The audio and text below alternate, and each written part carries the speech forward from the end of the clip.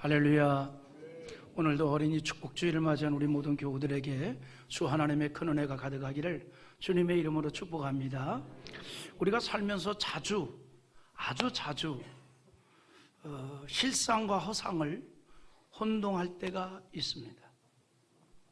허상을 실상으로 알고 반대로 실상을 허상으로 알 때도 있습니다. 여기에서 어리석음을 절감하게 되지요. 때로는 허상도 실상으로 보여질 때가 있어서 어떤 일을 그르칠 때도 있습니다. 그런데 말이죠, 이런 인간의 어리석음을 전쟁에 활용한 분이 있습니다. 우리가 너무나 잘 알고 있는 임진왜란 당시 이순신 장군이 허상을 실상으로 보이게 해서 왜군을 혼동시켰습니다.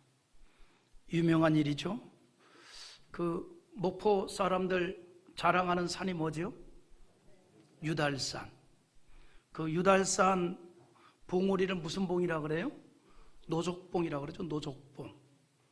이 봉우리가 임진왜란 때 이순신 장군이 적을 물리치기 위해서 이용했던 것으로 유명합니다. 이순신 장군 군사적 열세를 만회하기 위해서 어떻게 했습니까? 이영을 엮어서 노족봉 바위를 덮도록 했어요. 멀리서 쳐다보면 그게 뭐처럼 보여요?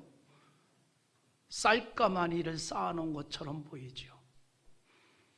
이렇게 생각할 거 아니에요. 도대체 조선의 군사가 얼마나 많길래 군량미를 저렇게 산처럼 쌓아놓고 먹어 제끼고 있을까? 근데 허상을 실상으로 보이려면 확실하게 해야 되지 않겠습니까?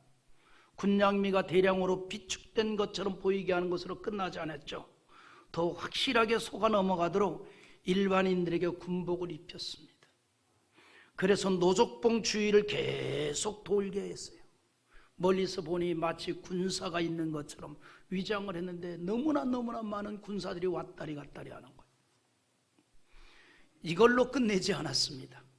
영산강에 백독가루를 뿌려서 바다로 흘러가는 물줄기가 하얗게 떠내려가도록 하는데 착각을 일으킵니다. 그걸 언제 하느냐?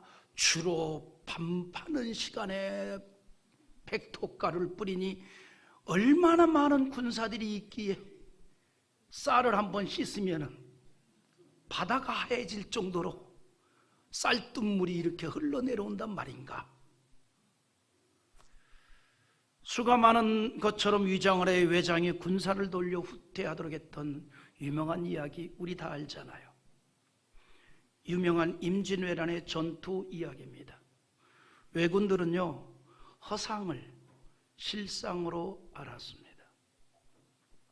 이처럼 허상을 실상으로 보게 하여서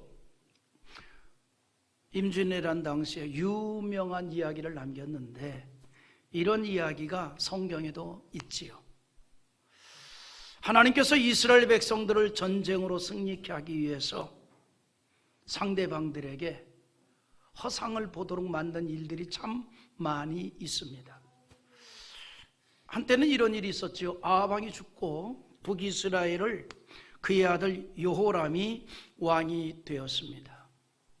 그리고 나서 그가 남유대 여호사밧과 그리고 에돔 왕의 도움을 얻어서 세 개의 나라가 연합군을 형성을 합니다. 이유는 하나입니다. 모압을 쳐들어가자. 여러분, 모압은요 넓은 평지가 있어서 곡창지대입니다.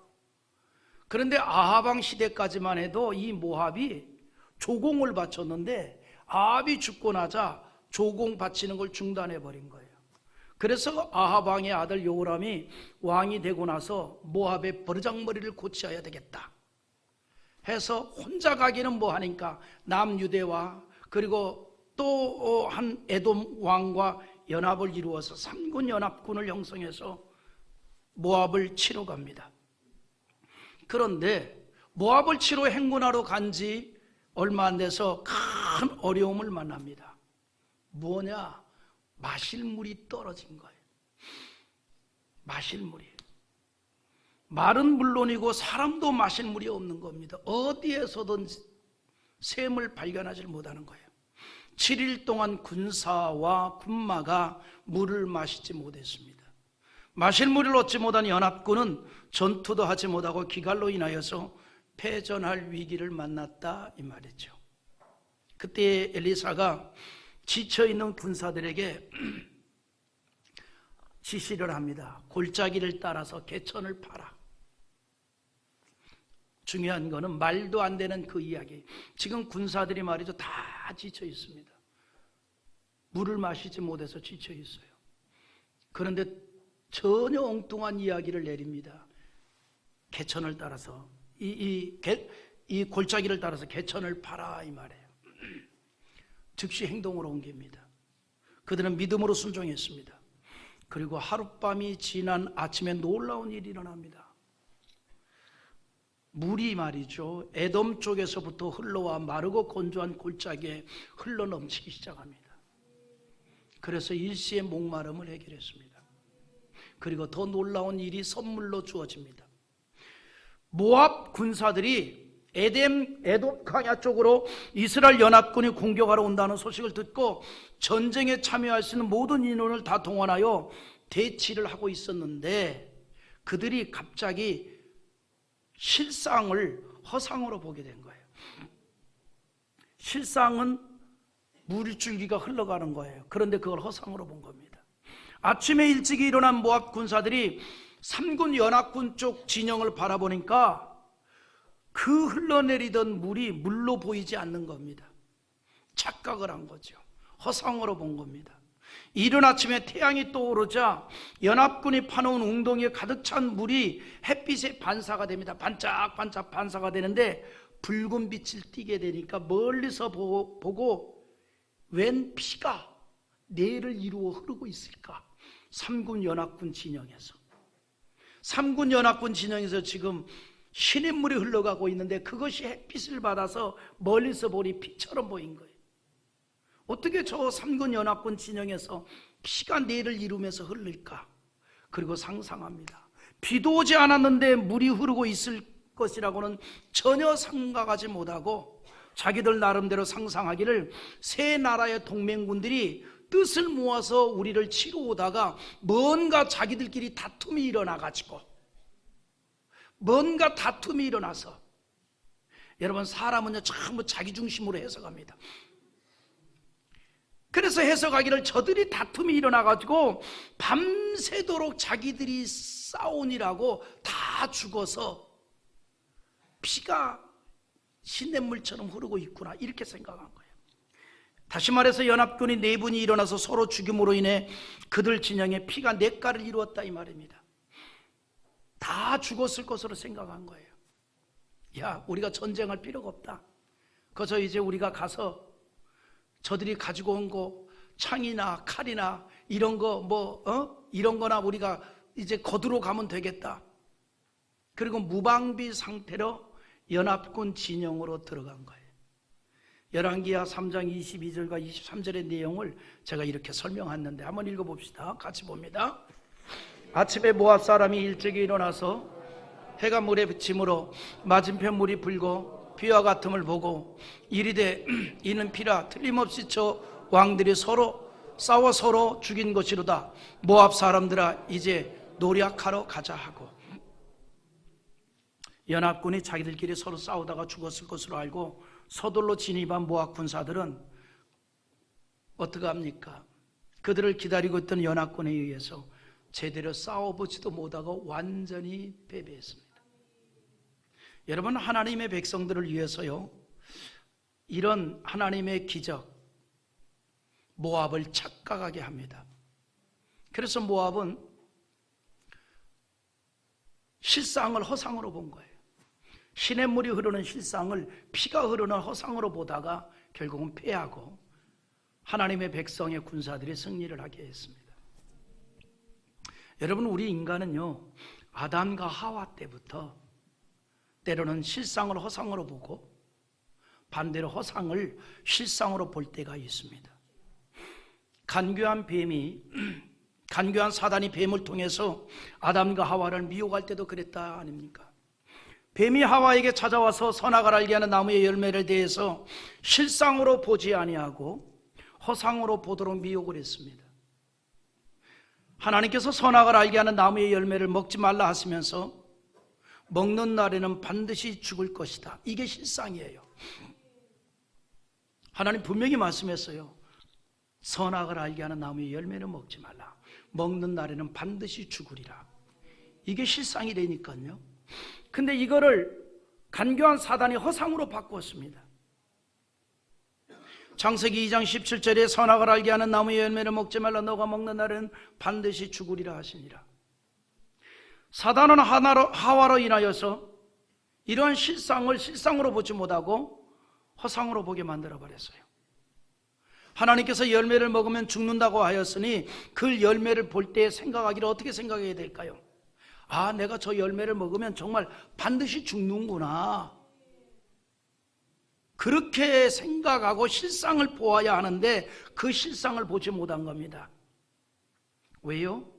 간교한 사단의 말을 듣고 실상을 허상으로 보는 거예요. 여러분, 우리가요 하나님의 말씀을 듣고 믿음이 세워지면 신앙이 실상이 됩니다. 그러나 사단의 이야기, 세상적인 이야기를 들으면 신앙이 허상이 되는 거예요. 지금 하와가 그런 꼴을 당했습니다. 먹는 날에는 정령 죽으리라. 이게 실상인데 사단의 말을 듣고 아니, 너가 그거 먹으면 하나님처럼 될까 봐 못 먹게 하는 거야. 그러니까 먹어도 돼. 하나님처럼 될 거야. 그 말을 듣고 보니까 실상이 아니라 허상으로 보는 거예요. 저거 먹으면 죽는 게 실상인데 먹으면 하나님처럼 될 것처럼 허상을 본 겁니다. 죽는 것이 아니라 하나님처럼 될 것으로 생각을 한 거예요. 간교한 뱀이 하와에겐 너희가 그것을 먹는 날에는 너희 눈이 밝아져 하나님과 같이 되어 선악을 알 줄 하나님이 아심이라. 이 말을 듣더니 선악과 열매가 어떻게 보여요? 다르게 보이더라 이 말이에요. 다르게 보이더라. 여러분, 우리 사람이 참 묘한 거예요. 들음으로 인해서 생각이 만들어집니다. 그러니까 여러분, 우리가 누군가에 대해서 얘기할 때 좋은 얘기만 해주십시오. 예를 들어서 아, 누구 알아? 친해? 정말 친해? 진짜 친해? 왜 물어봐? 그 사람 좀 이상하지 않아?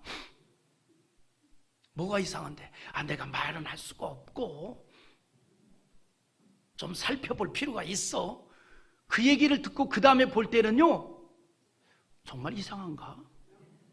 이렇게 보게 돼요. 사람이 듣는 대로 생각하는 겁니다. 여러분이 다니면서 아, 우리 창대교회 목사님 정말 말씀 은혜롭고 정말 열정이 있으시고 정말 최선을 다해서 목양하시고 나이와 상관없이 청년의 기질로 살아가시고 이런 좋은 얘기 해주면 얼마나 좋을까? 나이는 못 속여. 매갈이 하나도 없고 설교가 거기서 거기고. 이렇게 들으면요, 첫 번째 거는 전혀 기억 못하고 두 번째 것만 계속 기억합니다. 그렇게 보는 거예요. 그래서 그런 이야기를 듣고 예배 드리러 왔다가 내가 조금 행동이 이상하면 그래요, 그렇게 저 양반 포기하는 딴판은 액면가보다는 내 쪽으로 나이가 들었다며, 그렇게 생각하는 거예요. 하와가 말이죠, 사단의 말을 듣고 창세기 3장 6절 한번 읽어보세요. 시작. 여자가 그 나무를 본즉 먹음직도 하고 보암직도 하고 지혜롭게 할 만큼 탐스럽기도 한 나무인지라. 여자가 그 열매를 따먹고 자기와 함께 있는 남편에게도 주매 그도 먹은지라. 여러분, 이처럼요, 우리 인간은 시조부터 실상과 허상으로 혼동했습니다. 여러분, 우리가요 교만하거나 어리석으면 실상도 허상으로 보이게 됩니다. 사람들에 대한 생각이나 평가도 마찬가지입니다. 겉만 보고 판단을 할 때가 있습니다. 인간관계에서 종종 발생하는 문제 중 하나는요, 상대방을 잘 알지 못함에도 불구하고 성급하게 판단하는 거죠. 그래서 필요하지 아니한 갈등이나 오해를 불러일으킬 때도 있습니다. 불러일으킬 때도 있어요. 당사자는 행복하고 만족하고 있는데 오히려 상대방이 그를 불행하다고 생각하는 경우도 있어요. 나는 행복한데. 그런 일들이요, 어디 가면 나타나냐면 가난한 나라 선교 여행 가면 그래요. 가난한 나라, 우리로 말하면 망향 선교지 가면, 여러분 망향 선교지 가면 그게 사람의 삶인가 짐승의 삶이지? 그렇잖아요. 밥그릇 뭐 이런 게 없잖아요. 부엌 도구가 없잖아요. 새카만 냄비 하나, 새카만 주전자 하나, 방인지 부엌인지 구분도 안 되고, 조금 있으면 돼지가 와서 꿀꿀거리고 지나가고, 닭이 와서 그냥 지나가고, 그걸 갖다가 거기다가 장작을 갖다가 불을 떼 가지고 커피 원두 넣어서 물 타서 우리로 말하면 그 사카린 넣어서 그거 한 대접 마시는 게 이게 아침밥이란 말이죠. 난 망향 가가지고 우리 박명철 목사님 우리 한번 돌아봅시다 해서 아침에 7시쯤 돼서 돌아가는데 그걸 끓여가지고 그걸 주는데 이걸 먹어야 돼 말아야 돼. 새카매요 그냥 막. 그거 주는 손도 새카매요. 주려면 이렇게 받쳐주지 왜 엄지손가락은 담궈서 줘 근데.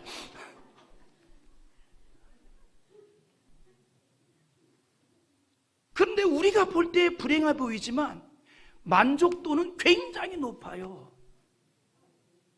거꾸로 뒤집어서 그들은 불만족이 없는 겁니다.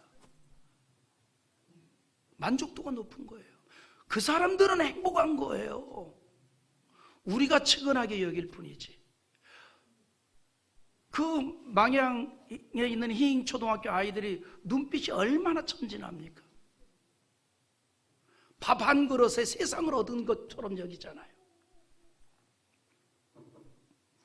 우리의 일반적인 생각하고는 달리 가난한 나라에서 사는 사람들의 만족도가 경제적으로 부유한 나라의 사람들보다 높다는 통계가 나와 있잖아요. 사람은요, 먹기 위해서만 고민하는 그 정도의 수준일 때가 가장 행복하다고 그럽니다. 너무나 가난해서 어려운 시기에 한 번이라도 배부르게 먹었으면 좋겠다는 생각할 정도로 어려울 때에 풍성하게 차려진 밥상을 대할 때 그 순간이 최고의 행복이라는 겁니다. 그래서 여러분, 작은 것에 만족해하는 사람이 행복하게 사는 사람들이에요. 잠언 17장 1절에 이런 말씀을 해요. 마른 떡 한 조각만 있고도 화목하는 것이 제육이 집에 가득하고도 다투는 것보다 나으니라.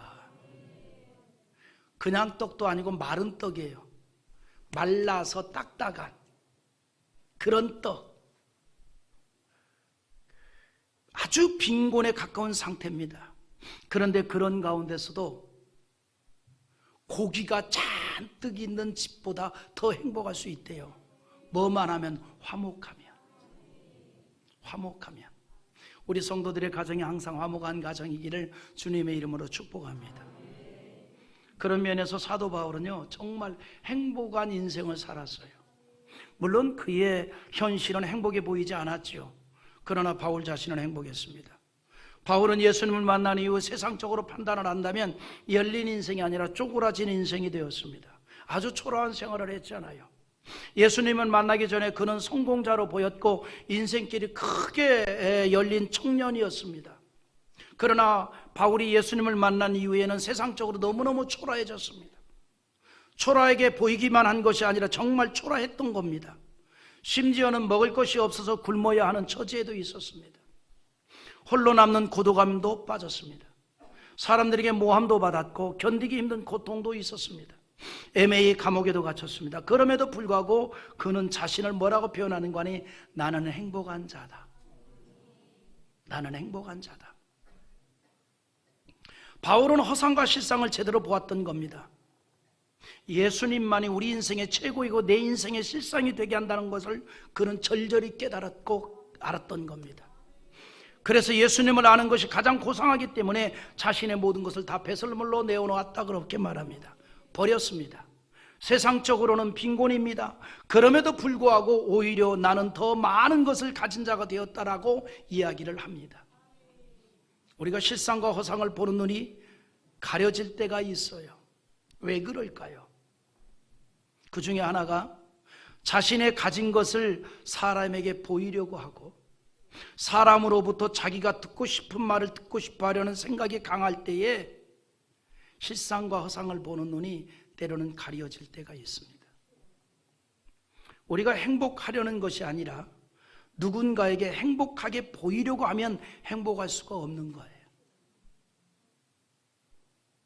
내가 행복한 사람으로 내 친구에게 보여줘야 되겠다. 내 동창에게 보여줘야 되겠다. 내 이웃에게 보여줘야 되겠다. 우리 교인들한테 보여주고 자랑해야 되겠다. 이러면 행복해지지 못합니다. 그럼에도 불구하고 우리는 자주 행복한 사람으로 보이고 싶어 합니다. 그러니 행복하지 못하게 되는 거예요. 허상과 실상을 제대로 보지 못하게 되는 겁니다. 그냥 행복을 보이려고 하지 말고 행복한 사람이 되세요. 그러면 되는 겁니다. 그냥 오늘 내가 서 있는 그 자체를 만족해 하십시오. 오늘 내가 서 있는 그 자체에 감사하십시오.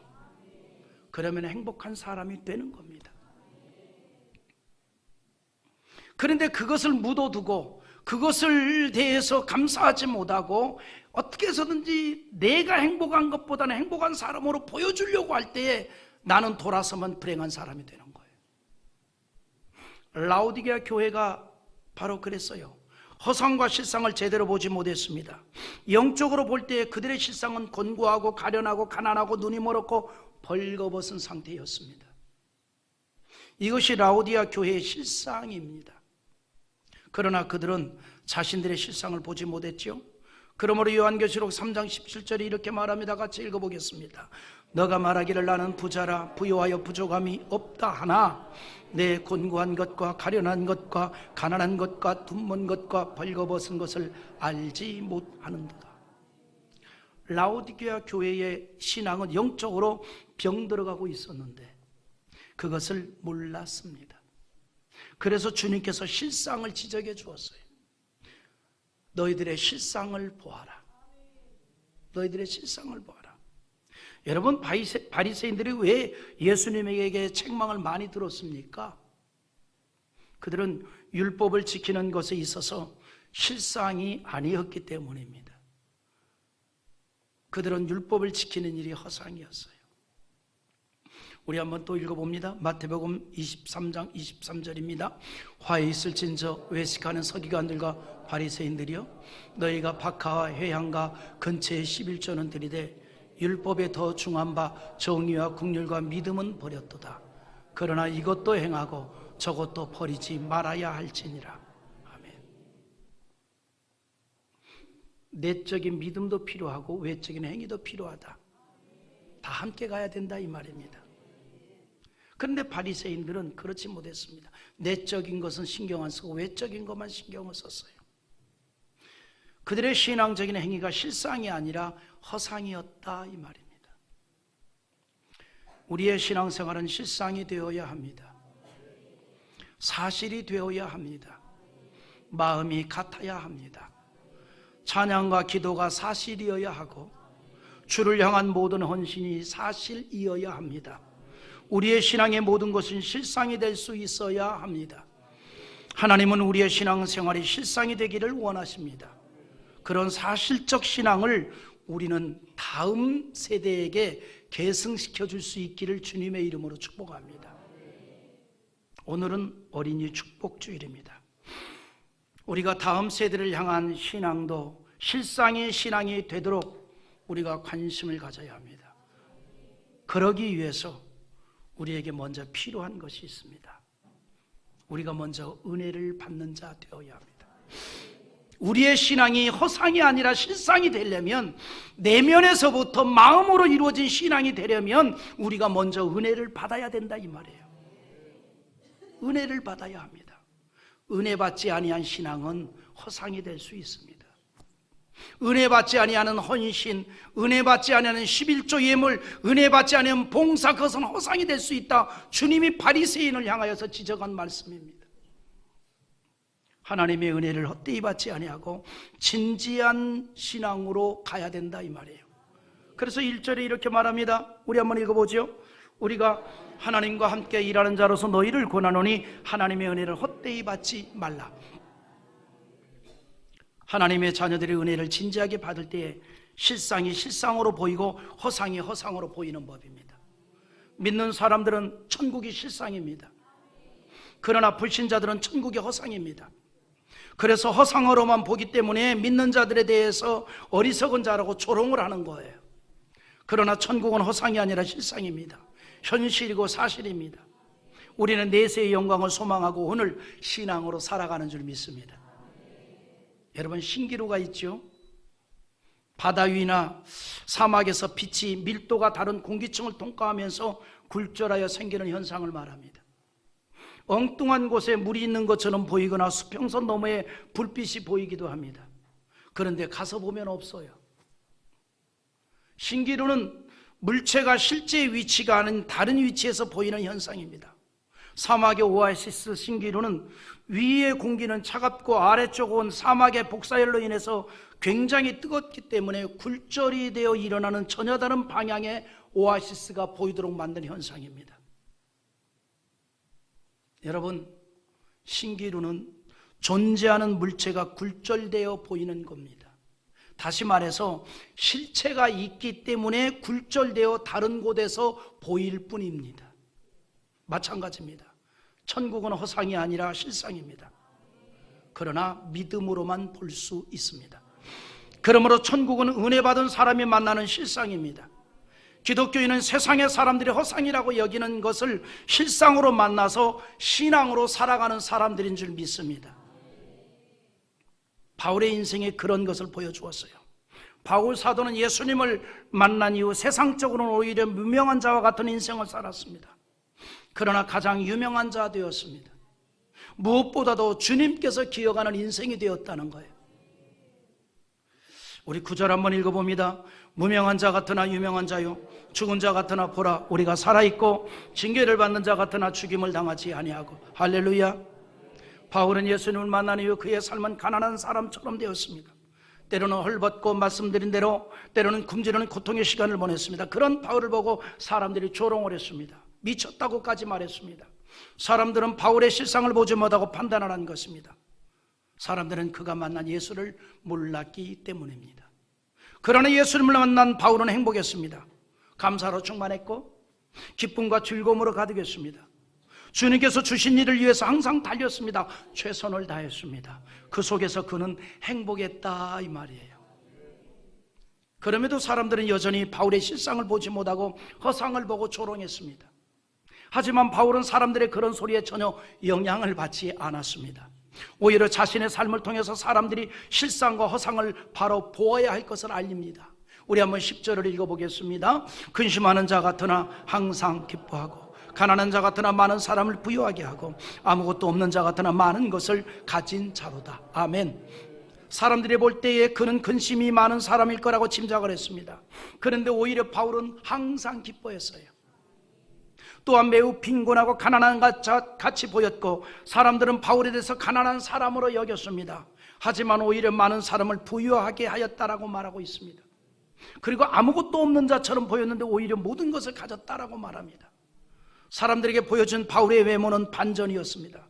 물질적으로는 빈곤했습니다. 그러나 오히려 많이 가졌지만 바울의 이 빈곤한 사람의 마음을 부유하게 만들어주는 자가 되었다 이 말이에요.